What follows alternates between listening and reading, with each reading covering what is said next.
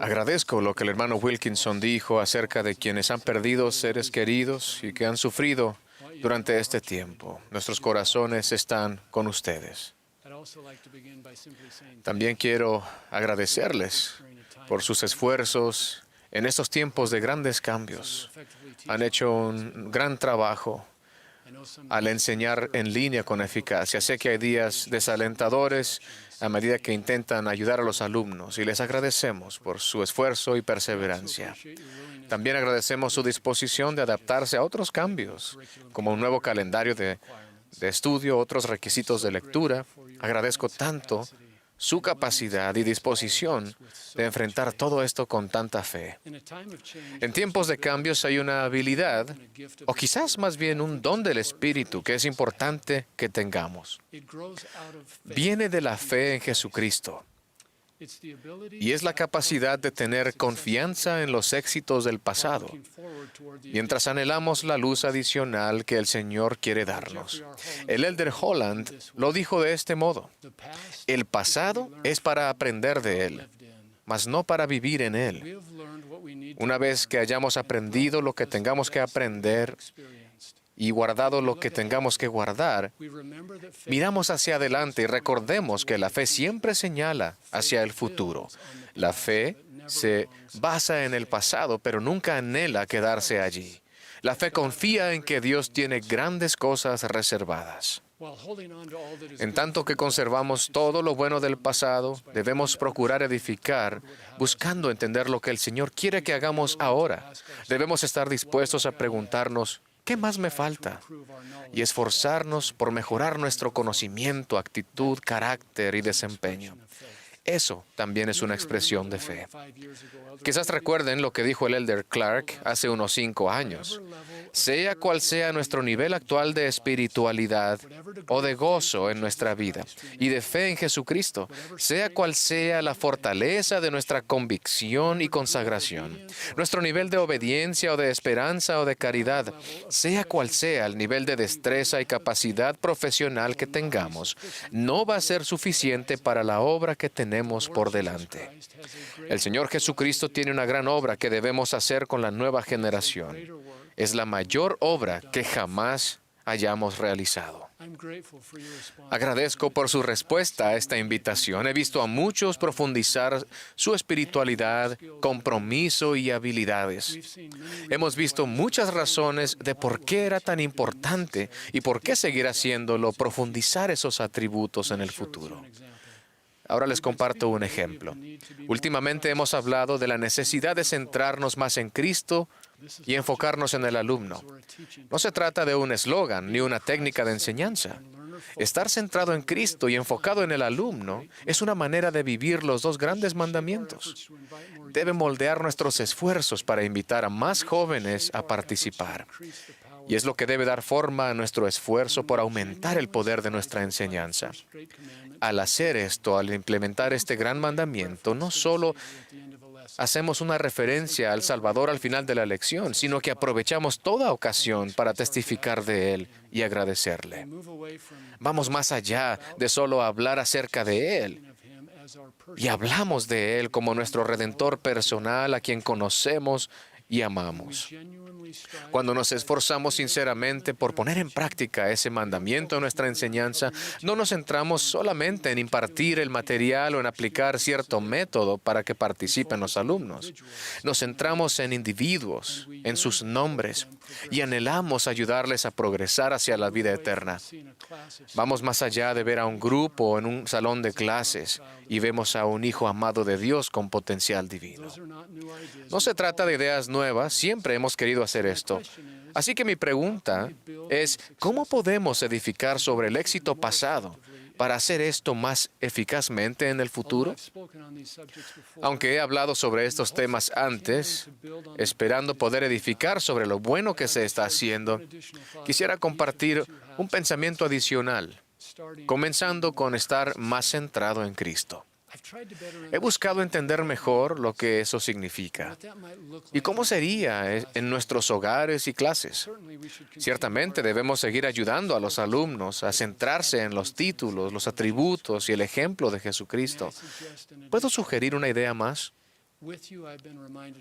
Se me ha recordado del profeta, el presidente Russell M. Nelson, que nos dice que es mucho mejor contar nuestras bendiciones que recontar nuestros problemas. He aprendido de las bendiciones disponibles al Israel del convenio y que cuando dejamos que Dios prevalezca,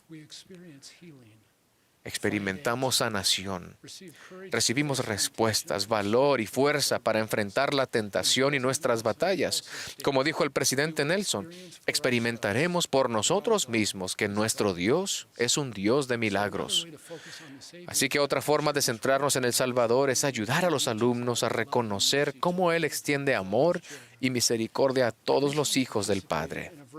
Hace poco participé en una clase virtual. En preparación, los alumnos leyeron Éter 2:25. Y he aquí yo os preparo contra todas estas cosas, porque no podéis atravesar este gran mar a menos que yo os prepare contra las olas del mar. Los miembros de la clase analizaron el versículo en cuanto a cómo el Señor preparó a los jareditas. Una alumna contó que ella se hallaba en una prueba que describió como la peor cosa que jamás había experimentado. Luego surgió una pregunta que creo fue inspirada por el Espíritu. ¿Qué ha hecho el Señor ya para prepararte para esta prueba aún antes de que sucediera? ¿Qué experiencias te ha dado Él y qué lecciones te enseñó que puedes utilizar ahora? Qué gran pregunta para llevarnos a considerar la forma en que el Salvador nos extiende su amor, aún al anticiparnos a nuestras necesidades. La persona que estaba pasando por la prueba habló de muchas formas en las que se le había preparado. Se dio cuenta que había tenido experiencias en las que podía basarse y había profundizado en los principios que necesitaba para responder a esa prueba con más fe. Otros miembros de la clase comentaron cómo el Señor los había sostenido en sus pruebas y cómo habían llegado a saber que el Señor los amaba y quería bendecirlos. A medida que ustedes y sus alumnos ven la mano del Señor en las Escrituras, también podrán ayudarlos a reconocer la función que Él tiene ahora en sus vidas. Como nos insta el libro de Mormón, podemos ayudarles a recordar cuán misericordioso ha sido el Señor con los hijos de los hombres. Ahora, en cuanto a la segunda parte de la declaración, de centrarnos en los alumnos. Vivimos en una época en la que muchos jóvenes y jóvenes adultos luchan con preguntas sin resolver y se sienten confundidos por las muchas voces del mundo. Para vencer esos obstáculos deben entender la verdadera doctrina. Tal como ha sido siempre, ellos necesitan que tengamos la valentía moral de enseñar y testificar sobre la verdad eterna. ¿Cómo podemos ceñirnos a esto y edificar sobre ello para ayudarles en sus necesidades? ¿Cómo podríamos centrarnos no solo en enseñar la verdad, sino en ayudar a los alumnos a aprender la verdad? Una manera es por medio del atributo de Cristo llamado empatía. La empatía es la capacidad de entender y compartir los sentimientos de otra persona. La auténtica empatía une a las personas, establece conexiones y les hace sentir que no están solas. Es crítico para crear un sentido de pertenencia. Este atributo es clave para responder a la pregunta de un alumno y dirigir un análisis grupal efectivo donde muchos escuchen atentamente con preguntas sin expresar. Las investigaciones muestran que los que luchan con fe no se apartan, por lo general, por causa de la doctrina. Se apartan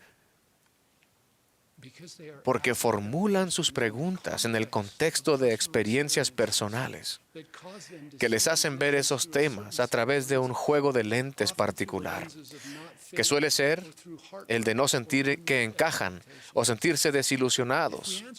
Si respondemos sus preguntas sin empatía, sin entender el contexto, es probable que no les brindemos la ayuda que necesitan.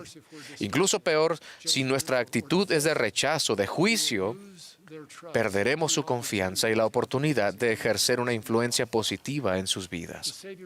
El Salvador fue el ejemplo perfecto de cómo hablar la verdad en amor.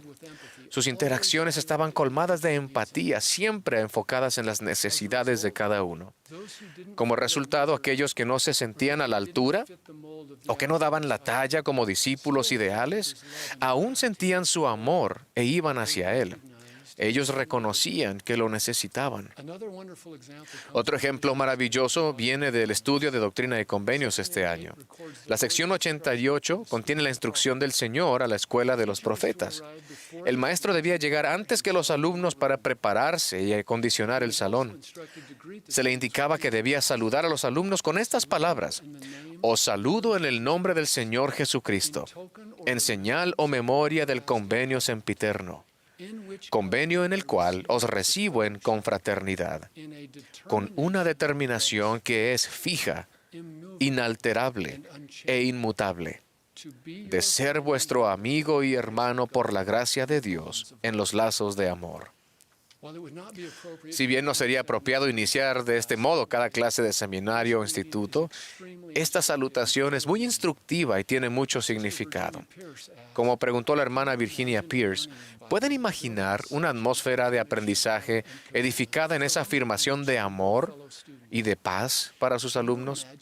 ¿Pueden imaginar la seguridad personal que deben haber sentido y la energía que de otro modo se hubiese usado para defenderse y protegerse, pero que así la podían usar para aprender, crecer y cambiar? ¿Se pueden imaginar el poder del Espíritu en un salón donde todos han hecho votos de ser un amigo y hermano por la gracia de Dios en los lazos de amor? Solo piensen en cómo cambiaría esto nuestras clases y lo bendecidos que serían nuestros alumnos. Imagínense, por ejemplo, que un joven llamado Alex pregunta: ¿qué debo hacer si no estoy de acuerdo con todas las normas de la iglesia? ¿Cómo responderían mostrando amor y empatía? Claro que él debe entender la función de los profetas y la importancia de la obediencia. No obstante, puede que esta no sea la mejor respuesta en el momento, y puede que no sea suficiente para alguien que está luchando sinceramente. Antes de responder una pregunta o de dirigir un análisis, haremos bien en procurar primero entender a la persona que hace la pregunta o al grupo que hace el análisis. Así que si tuvieran realmente una oportunidad de hablar con Alex, ¿qué más necesitarían conocer y qué más necesitaría él de ustedes? Para comenzar, podemos escuchar y orar para tener la capacidad de colocarnos en su lugar e imaginar cómo se siente. Alex no hace esa pregunta como un ejercicio intelectual ni para entender la doctrina. Alex tiene una historia. Ha tenido experiencias y relaciones, algunas de ellas positivas y otras no tanto. De hecho, en este caso, Alex se siente un poco al margen cuando asiste a la iglesia y a instituto. Durante el análisis en clases, él piensa diferente a como piensan otros que hablan. Se pregunta si alguien más piensa como él, pero nunca hay alguien que haga las mismas preguntas. Estas experiencias hacen que él se sienta solo en la iglesia. Cuando trata de explicar sus puntos de vista, no se siente comprendido ni escuchado. En una ocasión, un maestro hizo un comentario sobre su barba. Luego, un compañero de la clase ridiculizó un tema que para Alex era importante. Comenzó a sentirse juzgado y a veces hasta enojado. Pero hay algo más que deben saber y recordar acerca de Alex. Él aún está aquí. Vino a la clase. Vino porque ama el Evangelio y a la iglesia. Está tratando de aferrarse a su fe y de hacer lo correcto. Está tratando de discernir en todo lo que ha escuchado y vivido en la iglesia cuáles partes son doctrina y cuáles son normas culturales o aún imprecisiones que miembros bien intencionados han transmitido. Él se halla en medio de una lucha emocional y está buscando conocer la voluntad del Señor. ¿Cómo sabrían todo esto sobre Alex si no escuchan y no buscan ser empáticos? Ahora que conocen a Alex un poco mejor, entienden que él no está haciendo preguntas sobre normas. Su pregunta no ¿es la iglesia verdadera? Él desea saber, ¿la iglesia es buena? ¿Hay un lugar para mí aquí? ¿Y cómo encajo? si parezco el único con dudas y preguntas. Pueden ayudar a Alex a que piense de sus preguntas, que las reformule de una perspectiva eterna. A veces, la pregunta correcta es importante para recibir respuestas de nuestro Padre. Tener suficiente amor y empatía para comprenderlo y reconocer el contexto de su pregunta les ayudará a brindarle el apoyo y guía que él necesita. Esto no es fácil y puede resultar intimidante, pero no les pido que dirijan todos los análisis y respondan cada pregunta a la perfección. Les pido que escuchen, que sientan empatía y los ayuden a sentir el amor del Padre Celestial. ¿Se imaginan la seguridad personal y la energía que Alex y sus compañeros sentirían que de otro modo hubiesen usado para defenderse y protegerse, pero que ahora la pueden usar para aprender y crecer? ¿Pueden imaginarse el poder del Espíritu en un salón henchido de amistad con los lazos del amor? ¿Recuerdan el consejo del elder Dale G. Renland en la última conferencia? Habló de un paciente que había sido hospitalizado varias veces para recibir tratamiento a causa del consumo de alcohol. Una doctora, aún en formación, le pareció injusto que tuviera que pasar tantas horas atendiendo a este paciente, siendo que él mismo se ocasionaba el problema. El elder Renland escuchó que otro médico le respondió: usted se hizo médica para cuidar de las personas y para curarlas. No se hizo médica para juzgarlas. Si no entiende la diferencia, no tiene derecho a formarse en esta institución. Ustedes y yo no nos hicimos maestros del Evangelio de Jesucristo para juzgar a nuestros alumnos. Nos hicimos maestros porque queríamos señalarles hacia el Maestro Sanador. Solo Jesucristo tiene el derecho de juzgar y solo Él puede sanar. Solo al centrarnos en Él cada día, en su ejemplo, enseñanzas y promesas, podemos ayudarles a descubrir la sanación y guía que necesitan. Sin importar los cambios que haya en nuestros enfoques de la enseñanza, hay una cosa que nunca cambiará. Lo más importante que podemos hacer para aumentar la fe de la nueva generación es centrar más plenamente la enseñanza y el aprendizaje en Jesucristo al ayudar a los alumnos a conocerlo, aprender de Él y esforzarse más conscientemente por llegar a ser como Él. Cuando el fuego del testimonio de ustedes se acople con un amor profundo por sus alumnos, estarán en la mejor posición para ayudarlos a entender sus enseñanzas y su expiación y a confiar en ellas y merecer sus bendiciones. En el nombre de Jesucristo. Amén. Ahora me gustaría ir y unirme a los hermanos Bigelow y Smith.